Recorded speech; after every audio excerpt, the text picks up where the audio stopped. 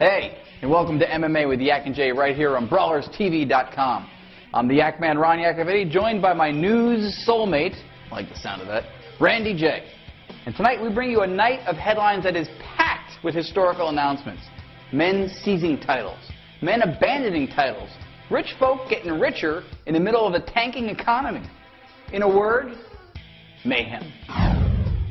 Now that right there is mayhem. And it's our shameless plug of the week in honor of Triumph United.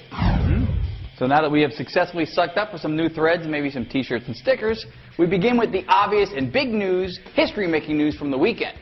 In just his fourth fight as a mixed martial artist, Brock Lesnar has become the UFC heavyweight champion.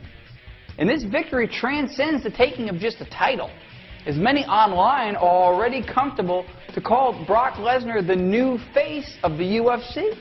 He ought to be the new face of our Federal Reserve. This guy got people to spend money on tickets that many of them most likely don't have to spend.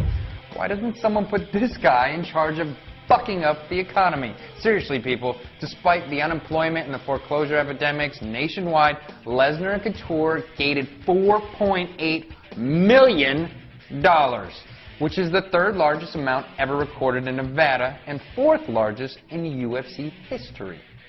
Actually, right now, our street team correspondent Eric Lopez is standing by outside the MGM Grand Hotel in Las Vegas. Eric. Oh, hey, it's Chris Strait reporting from Vegas. Chris, hey, where's Eric Lopez? Oh, right now he's likely face down drunk outside the Venetian Hotel. He called me about an hour ago and said to meet him here, so I show up and he's already shit-faced, dressed in drag and wearing a blonde wig. Said he was going to cover something called the Ultimate Pfeiffer Contest. That would be a Michelle Pfeiffer look-alike contest that you two allegedly said he should report on. Now, whether that's true or not, quite frankly, he did look a lot like her. Okay, well, we do appreciate you stepping in. What can you tell us about this past weekend's UFC event? Well, Randy, I can tell you that none of it is real.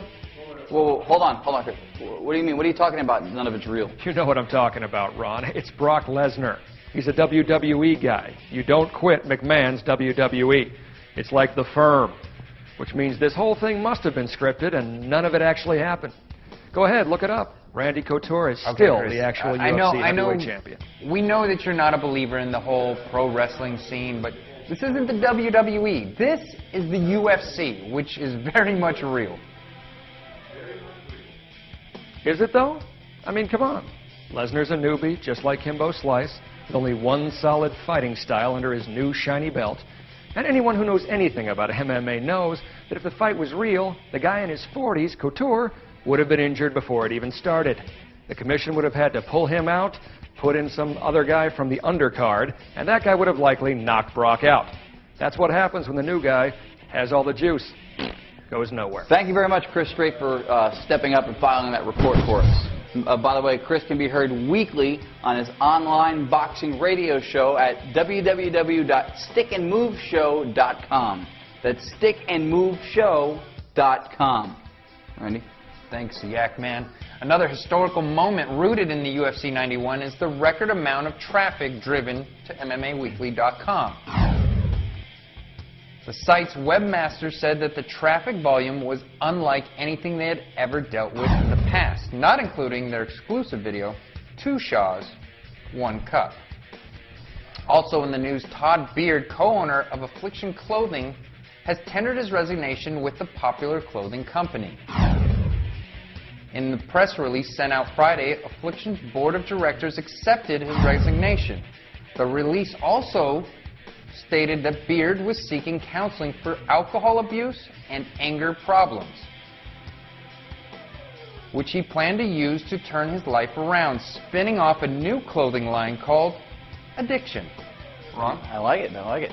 And lastly in the news, California State Athletic Commissioner Armando Garcia recently stepped down from his position as the executive director. At this moment, former UFC lightweight champion Sean Shirk decided to speak out, saying that the man who had prosecuted his steroid use case at the time was obvious to him that Garcia was having problems because he treated both Shirk and his life like crap. Now, normally we here at the show would regard this as a defensive rant of an angry fighter or athlete who got caught cheating. But then we saw this guy, who Armando Garcia refused to check for any illegal substances whatsoever.